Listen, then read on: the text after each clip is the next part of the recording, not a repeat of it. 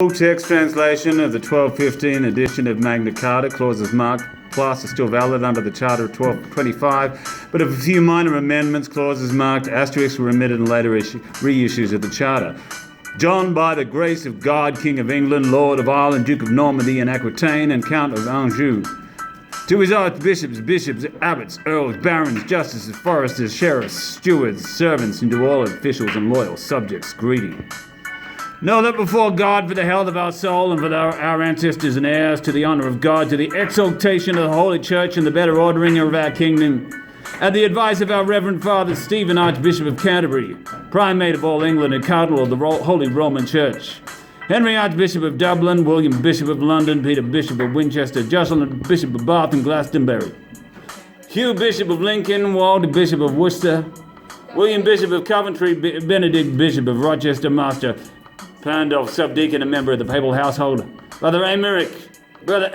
Master of the Knighthood, that's just so hip-hop, isn't it, of the Temple of England, William Marshall, Earl of Pembroke, William Earl of Salisbury, William Earl of Warren, William Earl of Arundel,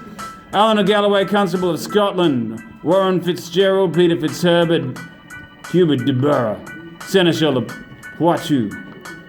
Hugh de Neville, Matthew Fitzherbert, Thomas Bassett, Alan Bassett, Philip Daubeny, Robert de Rupperley, John Marshall, John Fitzhugh, and other loyal subjects. First, that we have granted to God and by this present chapter confirmed for us and our heirs in perpetuity,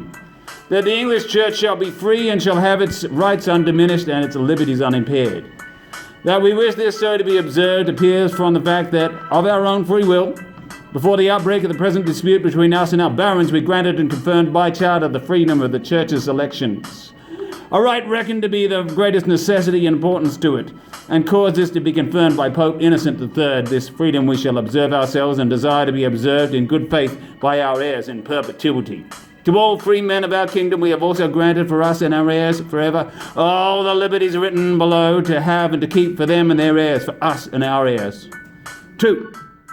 That if an earl, baron, or other person that holds land directly for the crown for military service shall die, and at his death his heir shall be of full age and owe a relief, the heir shall have his inheritance on payment of the ancient scale of relief. That is to say, the heir of heirs of an earl shall pay £100 to the entire earl's barony, the heir or heir of the knight 100 shillings at most for the entire knight's fee, and that any man who owes less shall pay less, in accordance with the ancient usage of fees.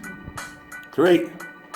But if the heir of such a person is underage in a ward and he comes of age, he shall have his inheritance. He shall have his inheritance without relief or fine. 4. The guardian of the land of an heir who is underage shall take it from it only reasonable revenues, customary dues, and feudal service. He should do this without. We're just wrapping the Magna Carta here.